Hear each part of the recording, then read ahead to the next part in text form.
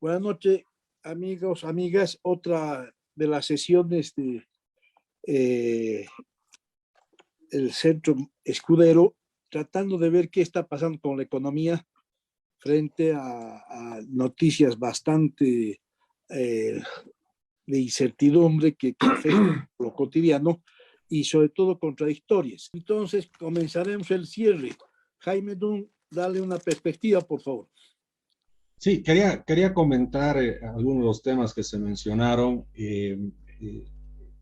para un poquito aterrizar y comprender mejor algunas cosas. A ver, el alimento de las familias promedio tiene un componente en su 54% entre granos, lácteos y proteínas, ¿no? Entonces, evidentemente son, si se dan cuenta, los tres temas donde tienes una presión inflacionaria. Entonces las familias van a empezar a sentir muy rápidamente, si los precios continúan como están, van a empezar a sentir el tema de la inflación. El otro tema, no nos olvidemos que el contrabando es nuestro gran proveedor, ¿no? De alguna manera, y nuestro gran regulador también de la inflación. La cosa es que así como importamos deflación, no empecemos a importar inflación, que eso también se podría dar.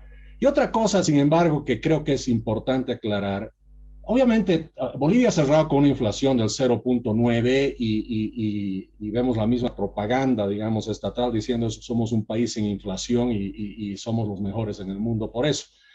Pero sin embargo hay que hacer notar que no hay realmente inflación en este país, la tenemos, pero lo que pasa es que la tenemos reprimida, ¿no? O sea, con los subsidios, controles de precios y todas esas cosas, artificialmente mantenemos reprimida la inflación.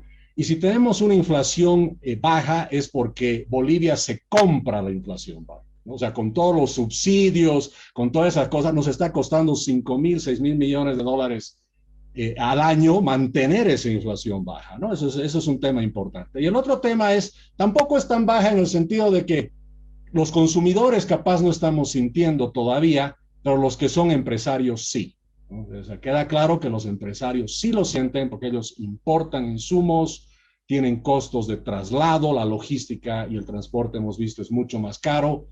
Hemos visto declaraciones de los panaderos en Santa Cruz ayer decir, tengo que subir el precio del pan porque estoy a pérdida. Ya llevo 3 meses produciendo a pérdida los panaderos. Entonces significa que ellos han estado colaborando a que la inflación sea baja, sacrificando sus propias ganancias y su propio margen para mantener la inflación baja. Pero el empresario solo llega hasta cierto nivel y va a soltar y va a pasar esos precios a los consumidores. Respecto al empleo, también un comentario que quiero hacer. Evidentemente ha bajado el nivel de desempleo, pero más que desempleo hablemos siempre de nivel de ocupación y desocupación, ¿no? Una cosa que siempre llama la atención es que constantemente tenemos hace muchos años que el sector de comercio, de actividad económica del comercio, duplica casi a la segunda, que es industria y construcción, etcétera, etcétera. Es decir, eso es un país de comerciantes. Y cuando tú ves que el comercio es lo principal, también te está indicando que en Bolivia comercio, ojo, es sinónimo de informalidad. Y ahí es donde tienes también mucho contrabando. Entonces tendrás mucha gente que ha vuelto a estar ocupada, pero capaz es el ingeniero, el profesor, el maestro, que se ha vuelto comerciante y ha ido a engrosar las tropas, digamos, de contrabandistas que tenemos en este país que mantienen y nos ayudan con la inflación baja, ¿no? Eso quería aclarar. Gracias. Don Javier. Bueno, vuelvo a la conclusión, ¿no? que tenemos del informe. Yo creo que el problema básico, o los dos problemas principales, o tres problemas principales son, uno, el bajo nivel de divisas, que eso tiene que ver, obviamente, con las obligaciones que tiene el gobierno y el sistema financiero. Segundo, las dificultades de financiar el déficit elevado. El déficit por sí mismo no es un problema. El problema viene cuando hay que financiarlo. Y ahí hay dificultades de financiamiento. Per se no es un problema el déficit. Todos los países tienen déficit, pero pueden financiar. Y el tercer problema viene por la importación de combustibles y la escasez de diésel en el mercado internacional. ahí sí puede afectar fuertemente al sector agroindustrial de Santa Cruz. Ellos dependen mucho y también el transporte. Eso sí puede tener consecuencias en el sector real de la economía y obviamente causar el malestar que no quisiéramos que pase, pero ahí sí hay un problema. Con esto termino. Gracias. Gracias, Javier. Jaime.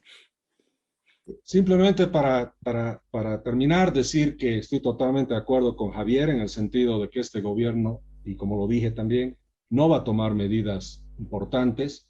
Lo que va a hacer es seguir ganando tiempo, va a patear el problema más adelante y seguramente lo que va a buscar es tratar no seguramente, lo que va a tratar es siempre mantener no la estabilidad económica, sino la estabilidad política, social, que es lo más importante, ¿no? Entonces, se va a encargar de eso, la economía va a seguir archivada en segundo o tercer plano y ganando tiempo van a llegar al final de este gobierno sin grandes medidas y justamente lo que decía, si toman alguna medida, no va a ser devaluaciones y ese tipo de cosas, sino las cosas que van a hacer es tratar de sacar más recursos a los que tienen, porque el gasto se tiene que mantener, tratar de digamos, controlar el movimiento de divisas en algún momento. Es decir, hay un arsenal muy grande de medidas que ellos todavía pueden tomar para mantener este modelo